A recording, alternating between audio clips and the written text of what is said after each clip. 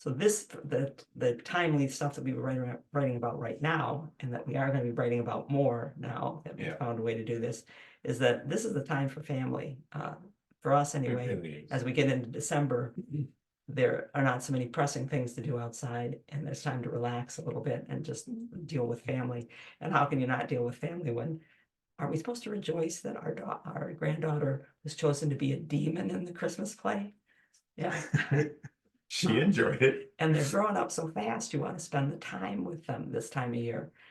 So it is time that's what we're doing, and the days are very short. So we've been spending a lot of time with family, which has been putting off our returning of emails to people. We've been Yeah. sending very short answers to people, and we'll catch up with those a little bit later. Many of those emails turn into articles later. And so it's also a time for friends. Word.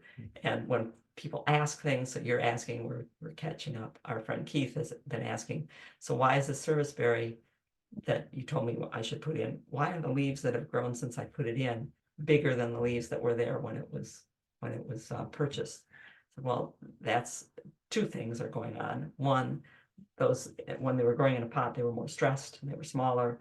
And number two, you're probably getting juvenile branches that didn't have to flower, so they're putting more energy into leaf. And he said, okay, that makes sense to me. Yep.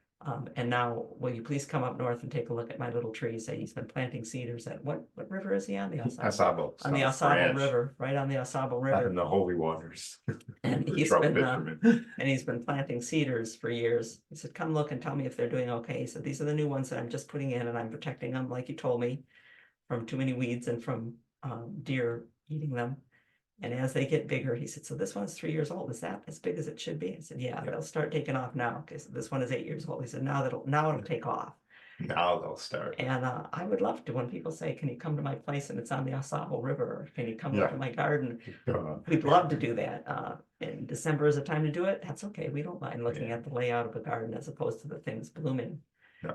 And if you're not getting any ideas of everything, just go outside for a little while and sit and think. I mean, for me, it's the birds, and even when I was running the chipper shredder, I told Janet I'd like to walk away from it and come back hauling the wood instead of stacking it up and then running it, because it gives me that time to walk away and think. Yeah, being outside, it's being outside is a whole different thing than being inside. And this time of year, it can be hard to get outside. It takes me a few minutes to put the gear on and go out, because I have to put on my long johns and put on the right gloves and put on, but good boots.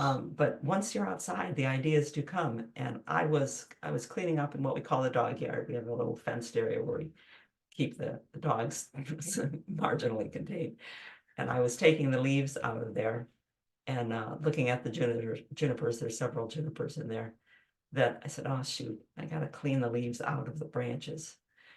This is one reason you shouldn't grow junipers in the shade, not underneath deciduous trees anyway, because they catch everything. Especially the Norway maple leaf, right, which we have. And that might seem like nothing but a cosmetic issue to you, but it's not. Those leaves are surface area. And the more surface area there is on a plant, when the snow comes, the heavier it is. And these, I knew when we moved in, I took one of them out, it became our blue branch. And the others I cut down because they were quite overgrown. And as I was cutting the one, probably the most important one, I noticed that, can you see that these two main branches are split apart from each other? And they've been split apart now for probably going on 10 years, but there was a fairly fresh split when I saw it. And I had cut the bush down to about this point. I said, I can't take those branches off, but I should take them off, because they have split apart from each other from the weight of snow, almost certainly in the winter time. Almost for sure. And their point of attachment is much smaller than it was before. The only place where those two cambiums are attached is right below there. Right there. So there's not as much nourishment going to either branch as there should be.